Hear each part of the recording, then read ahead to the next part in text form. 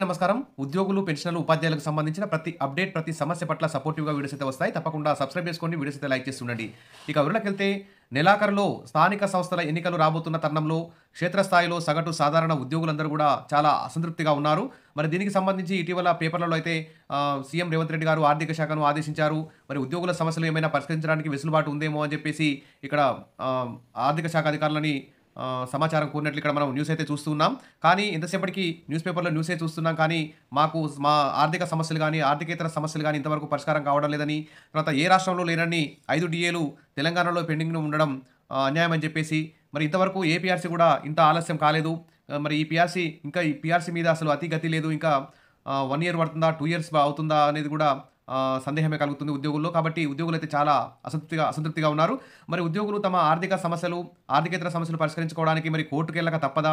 తర్వాత మరి ధర్నాలు, సమ్మెలు చేయడం చేయడం అనేది అనివార్యమా అనేటువంటి సందేహం అయితే కలుగుతుంది. కాబట్టి ఇక్కడ కరీంనగర్ టీఎన్‌జీఓ కార్యాలయంలో మాట్లాడుతున్న ఉద్యోగుల జేఏసీ తెలంగాణ రాష్ట్ర చైర్మన్ మారం జగదీశ్వర్, "ఉద్యోగులు యుద్ధానికి సిద్ధం కావాలి. మా సహనాన్ని పరీక్షిస్తున్న రేవంత్ రెడ్డి ప్రభుత్వం నెలకు 700 కోట్ల పెండింగ్ బిల్లులు ఏమైనాయి? కాంట్రిబ్యూషన్ ఎంప్లాయీస్ హెల్త్ స్కీమ్ తెస్తామని ఊసేలేదు" అంటూ టీఎన్‌జీఓస్ అధ్యక్షుడు మారం జగదీష్ అయితే ఇక్కడ ప్రభుత్వానికి అల్టిమేటం జారీ చేస్తున్నారు. ఇక ఆగస్టు 15 తర్వాత ప్రత్యక్ష పోరాటానికి దిగుతామని ప్రభుత్వానికి హెచ్చరిక కూడా జారీ చేయడం జరిగింది. మరి ఉద్యోగులు కూడా ఉద్యోగ సంఘ జేఏసీ మీద చాలా ఒత్తిడి అయితే తీసుకొస్తున్నారు. సోమవారం ఇందిరా పార్కు ధర్నా చౌక్ వద్ద తెలంగాణ రాష్ట్ర ప్రభుత్వ పెన్షనర్ల సంఘం ఆధ్వర్యంలో జరిగిన మహాధర్నాలో భారీ ఎత్తున పాల్గొన్న ఉద్యోగులు, పెన్షన్లు ఇక్కడ కనిపిస్తున్నారు. ఈ నెల 15 డెడ్‌లైన్ అయితే విధించారు. స్పందించకుంటే ఉద్యమ కార్యాచరణ. ఉద్యోగులు, పెన్షనర్లకు కాంగ్రెస్ దగా. అధికారంలోకి వచ్చాక చిన్న చూపేలా. బెనిఫిట్స్ అందక ఎందరో సూసైడ్ చేసుకుంటున్నారు, కోర్టుకు వెళ్తున్నారు మరి అంటూ మహాధర్నాలో ఉద్యోగ, పెన్షన్ అసోసియేషన్ల నేతలైతే ఆగ్రహ జ్వాల. ఇక పెన్షనర్ల సమస్యలపై నిర్లక్ష్యం తగదంటూ మాజీ ఎమ్మెల్సీ నర్సిరెడ్డి గారైతే ఇక ప్రభుత్వాన్ని డిమాండ్ చేశారు. ఇక సర్కారు ఏర్పాటైన 15 రోజుల్లో ఎంప్లాయీస్ హెల్త్ స్కీమ్‌ను ప్రకటిస్తామన్న హామీ ఎటుపోయిందని నిలదీశారు. 3 డీఏలు, డీఆర్‌లు ఏరియర్‌తో కలిపి చెల్లిస్తామన్నటువంటి ఇక్కడ ప్రభుత్వ హామీ ఏమైందని ప్రశ్నించారు. ఆగస్టు 15 వరకు టార్గెట్ పెడుతూ తాము కూడా సర్కారుకు నోటీస్ ఇచ్చామని, ప్రభుత్వం నుంచి స్పందన కోసం ఎదురు చూస్తున్నామని ఎంప్లాయీస్ జేఏసీ చైర్మన్ మారం జగదీశ్వర్ అయితే చెప్పారు. త్వరలోనే ఉద్యమ కార్యాచరణను ప్రకటిస్తామని హెచ్చరించారు.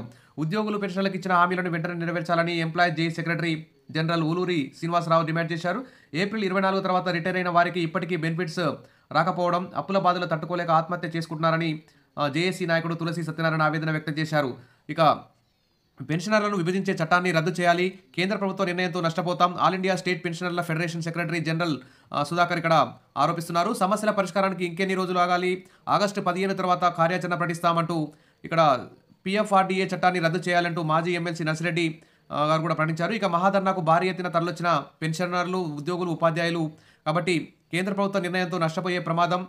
కాబట్టి ఉద్యోగులందరూ కూడా ఉద్యోగ జేఏసీ మీద ఒత్తిడి తీసుకొస్తున్నారు. స్థానిక సంస్థలు సమీపిస్తున్న నేపథ్యంలో ఉద్యోగుల జేఏసీ కూడా ప్రభుత్వం మీద ఒత్తిడి తీసుకొస్తుంది. ఆగస్టు 15ని డెడ్‌లైన్‌గా విధించారు. ఇక ఉద్యమ కార్యాచరణ కూడా ప్రకటిస్తామని చెప్పేసి కూడా ఆల్రెడీ కీలక ప్రకటన చేశారు. మరి దీని మీద ప్రభుత్వం మరి ఏ విధంగా స్పందిస్తుందో మనం వెయిట్ చేయాలి. ఎందుకంటే ఉద్యోగులవి, పెన్షన్లందరికీ కూడా న్యాయమైన డిమాండ్లు. 6 నెలలకోసారి రావాల్సిన డీఏలు ఇవ్వకపోవడం, 5 ఏళ్లకోసారి ఇవ్వాల్సిన పీఆర్సీ ఇవ్వకపోవడం అనేది అన్యాయం. వివిధ వర్గాల ప్రజలకు అనేక లక్షల కోట్లు పెట్టి సంక్షేమ పథకాలు అమలు చేస్తున్న ప్రభుత్వం ఉద్యోగుల సంక్షేమం పట్ల కూడా కొన్ని నిధులు మంజూరు చేయాలని చెప్పేసి హామీ ప్రకారం ప్రతి నెల 700 కోట్లు మంజూరు చేయాలి. వెంటనే పెండింగ్‌లో ఉన్న 5 డీఎల్లో 3 డీఎలు వెంటనే విడుదల చేయాలి. పీఆర్సీ రిపోర్ట్‌ను వెంటనే తెప్పించుకోవాలి.